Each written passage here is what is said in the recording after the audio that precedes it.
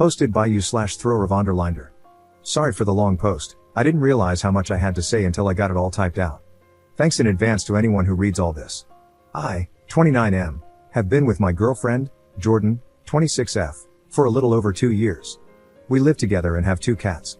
Up until this weekend, I genuinely thought everything was perfect in our relationship, which I know is what everyone says in these posts, but I really was thinking about asking her to marry me sometime in the next year. We don't ever argue. Jordan is very sweet and easygoing, and we usually just mesh well on everything. Honestly, if everything in our relationship hadn't been so good up until now, I probably would have just broken up with her this weekend. But because things have truly been so perfect, I'm not sure if I'm jumping to the wrong conclusion about what to do, simply because my feelings were hurt. The other person who's important in this story is Jordan's friend, Mark, 26M. She's known Mark her whole life because they both grew up in the same small religious community. Jordan isn't part of that religion anymore. She decided to leave the church when she was, I think, 19, and moved to the state where we live now. Mark still practices the religion and apparently takes it really seriously. I'm told he now works for the church back in Jordan's hometown. Also, as far as I know, Mark is the only person from the religious community that Jordan still talks to, besides her parents, which I'm mentioning because I now think it could be a red flag. On Saturday, I met Mark for the first time because he was in our city, and Jordan wanted us all to have dinner together.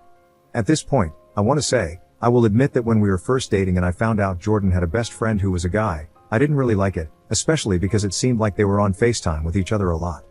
But since he was a childhood friend and they mostly didn't see each other in person, I trusted Jordan that Mark was only a friend, didn't let it bother me, and eventually got over it. So when we were going to dinner, I wasn't jealous or suspicious of Mark at all. If anything, I was somewhat excited to finally meet him since I've been hearing about him for 2 years. But then the way Jordan and Mark acted at dinner convinced me there's something going on between them beyond just being best friends.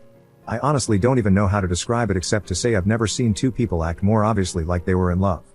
They literally wouldn't stop touching each other. They were constantly touching each other's arms and shoulders, and at some points, they were even holding hands. They completely left me out of the conversation, laughing about inside jokes. Every time they'd laugh, they'd put their foreheads together, or that's when they'd be holding hands.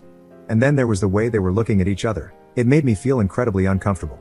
It wasn't how anyone would look at somebody they're supposedly just friends with.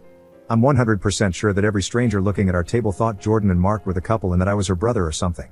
I felt like a third wheel the whole time, and Jordan didn't even notice how awkward she was making it for me because she was way too focused on Mark and all the attention she was getting from him. That's really not like Jordan at all. Usually, she's much more considerate and would notice immediately if I wasn't having a good time or if she was accidentally being rude and excluding someone at the table. It was genuinely jarring to sit there with her and Mark and feel like I didn't know my girlfriend at all. It was like he turned her into a completely different person who didn't even care that I was alive. Finally, at one point, when Jordan got up to go to the bathroom, I said to Mark, "So are you into my girl, or what's going on here?" Mark, "Nothing's going on at all. That ship sailed a long time ago." Me, "What does that mean? Did you guys date at some point?" Mark, "No, we never did. And then when she left the church, we both knew it meant we were never going to. We've accepted being in each other's lives as friends. There's nothing else going on at all." Me, "That makes it sound like the only reason you're not together is because she left the church." All Mark did was shrug. Me, "Well, what if she came back to the church? Would you marry her?" Mark, "Oh, she's not going to do that. You might as well ask what would happen if a bicycle had 6 tires." Then, when Jordan came back to the table, Mark said to her, "Op wants to know if we'd be married if you weren't a godless heathen." Jordan, "Why, did you two call your mom while I was gone?" Then she and Mark both just laughed about it and changed the subject. Because of dinner, that conversation, and everything else I've written in this post, I really feel like Jordan and Mark are in love with each other and not just best friends, as they say. The only reason they aren't together is because they can't compromise on their religion.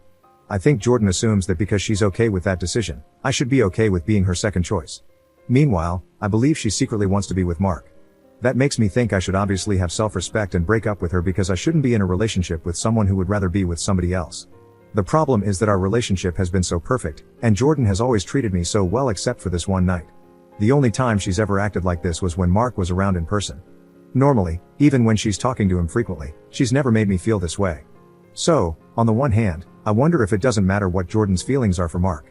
As long as he isn't physically around, it doesn't seem to affect our relationship. Maybe I just need to cool off and go back to trusting her that they are indeed only friends, even if it seems true they have complicated feelings for each other. Or should I just end things? Update 2 days later. I talked to Jordan on Wednesday night. When we spoke, I decided to take the main piece of advice I got from everyone, to start by telling Jordan that my feelings were hurt by the way she treated me at dinner with Mark, and then see how the conversation unfolded. It turned into a very long talk, so I don't want to try to remember exact quotes and get them wrong, but here are the important points. I repeated to Jordan some of what I wrote in the post and explained that I felt excluded by her and Mark, especially because they were being overly touchy-feely with each other to the point that it made me uncomfortable. Jordan seemed surprised, like she hadn't even noticed that she and Mark were touching each other that much. Then, after thinking about it, she said I was right and apologized. She explained that Mark is always really touchy with everybody, not just her. I asked and that she hadn't even thought about it, but she wished I would have said something at the time because she hadn't realized they were being that obnoxious. I said that was part of what bothered me because I thought she would have normally noticed something like that, but she was acting so differently around Mark, not paying attention to anything else, including how I was feeling.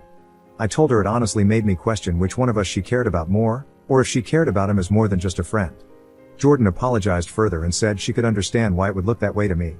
She assured me that she loves me and cares more about me than anyone else in the world, and she didn't mean to act that way or make me feel that way. She said she was trying not to make Mark feel like a third wheel as a single guy out with a couple, but it backfired and made me feel like the third wheel instead, which wasn't her intention. After that, Jordan explained a lot about her history with Mark. She admitted that she cares about him more than just a typical friend but insisted it's not in a romantic way. She said that's why she always refers to him as her best friend rather than just her friend. She mentioned that she would use the phrase "he's like my brother" if not for the fact that she once had an actual brother, rest in peace, so she avoids using that phrasing for anyone else. According to Jordan, the main thing that made her and Mark so close is that when she was 17, she tried to unalive herself. At that time, everyone else in the community stopped talking to her, and Mark was the only person who didn't. For the next couple of years until she moved, he was literally her only friend. She said he checked on her every single day to make sure she stayed alive, which is when they got into the habit of talking on the phone so much. She also mentioned that during this time, Mark's parents thought they were dating and made a big deal about how they shouldn't be. That's why she made that remark during dinner. Apparently, calling Jordan a godless heathen is something Mark's mom actually said. I told Jordan that Mark had basically said to me he thought the two of them would be married if she had stayed in the church, and I asked if she thinks Mark might be in love with her even if she doesn't feel the same way. She said definitely not, and I don't think she was being dishonest. I really don't agree with her, but I believe she genuinely thinks Mark isn't interested in her in any way beyond friendship. From her perspective, she thinks they might have gotten married if she'd never left the church or moved, but it would have been more due to peer pressure than anything else, and she doesn't think it would have been a good thing. She believes Mark was just being honest about his thoughts and assumes he's imagining a scenario where she'd be the perfect church wife, so there'd be no reason they wouldn't make a good couple. The big thing that happened at the end of the conversation is that Jordan told me Mark is coming back through our city on his way home from this trip. She said she was going to invite him to hang out with the two of us again, but if I'm uncomfortable with him around, she won't ask him. A lot of people were saying that if she didn't offer to cut contact with him or reduce their communication, it meant she valued him over me. However, the fact that she brought up on her own that she wouldn't invite him to dinner with us again if I didn't want her to seemed like a really good sign. Based on everything she said, I understand why she didn't offer to stop being friends with him altogether, and I wouldn't expect her to after what she told me about what happened when she was a teenager. I've decided to take Jordan at her word that although she and Mark are unusually close, it's for the reasons she explained and not because she's in love with him. The fact that she was immediately apologetic instead of defensive was encouraging, and her explanation made sense to me. I don't necessarily trust Mark, but I do think I can trust Jordan. I'll be keeping an eye out to see if she continues talking to him as much as she used to or if anything changes. I'm not going to be controlling and tell her she can't talk to him or that she needs to reduce their communication, but I want to see if addressing all of this with her causes her to act differently. I'm kind of hoping she might realize on her own that the way Mark acts toward her does seem like he likes her as more than a friend now that I've brought it up. But I'm not sure. Things might just go back to exactly how they were before, and I won't know if anything has actually changed until the next time Mark is around in person. Either way, I don't think this is something I should keep worrying about until it happens.